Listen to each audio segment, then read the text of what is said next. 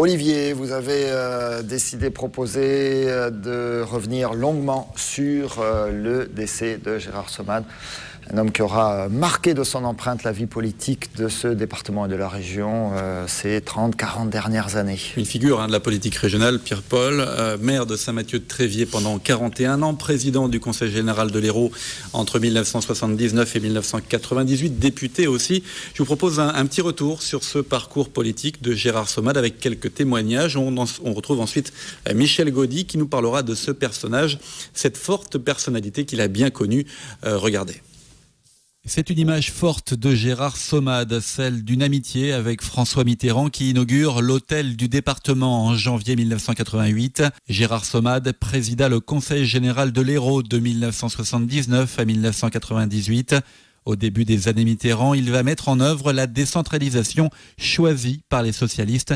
Les nouveaux départements sont nés. C'était un pari considérable. Il fallait que nous assumions des responsabilités jusqu'alors assumées par l'État.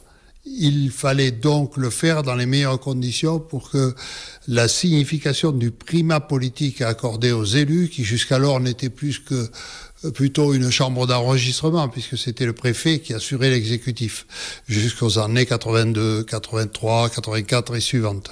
Donc c'est ça, la grande œuvre de Gérard Somade, c'est d'avoir remarquablement négocié le virage de la décentralisation.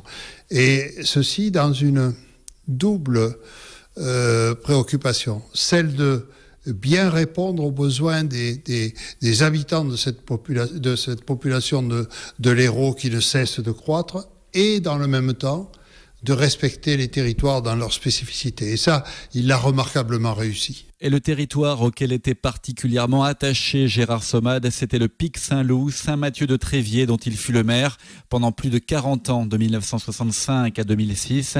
Il fut aussi député de 1988 à 2002. En 1993, son suppléant s'appelle Louis Villaret.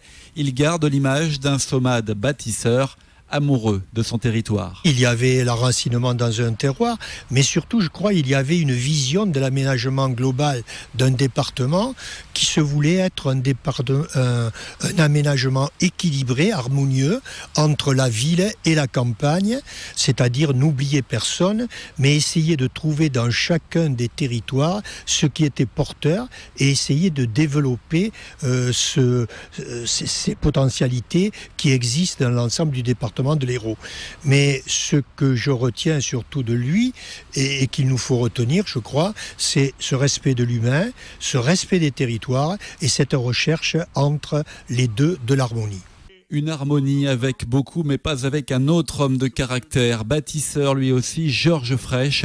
En 1993, Gérard Somade se présente aux législatives face à un Frêche, maire de Montpellier. Il gagne la 4e circonscription de l'Hérault, ce qui lui vaut une exclusion du Parti socialiste. Au milieu de la bataille, il y avait notamment l'actuel président du Conseil général qui tentait de faire le lien. Je ne sais pas si j'ai fait le lien ou si j'étais entre le marteau et l'enclume, parce qu'il faut être réaliste, la situation n'était pas simple.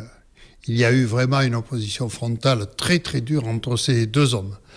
Or, moi, je devais, en tant que fidèle à l'action menée par Georges Frêche à la ville de Montpellier, mais aussi très intéressé par l'action que menait Gérard Somade au département, je devais faire le lien. Mais la bataille avec Georges Frêche n'était pas une priorité de Gérard Somade. Son action politique, il l'a menée pas à pas avec détermination en évitant le combat de trop. Il a deux caractéristiques. La première, c'est qu'il n'a jamais été battu à aucune élection.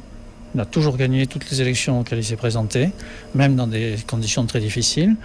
Et d'autre part, il s'est retiré progressivement de tous ses mandats, d'abord de la présidence du Conseil général, puis de son mandat de député, puis de son mandat de maire, volontairement, parce qu'il sentait que le temps était venu. Il disait souvent « je ne veux pas mourir dans mon bureau ».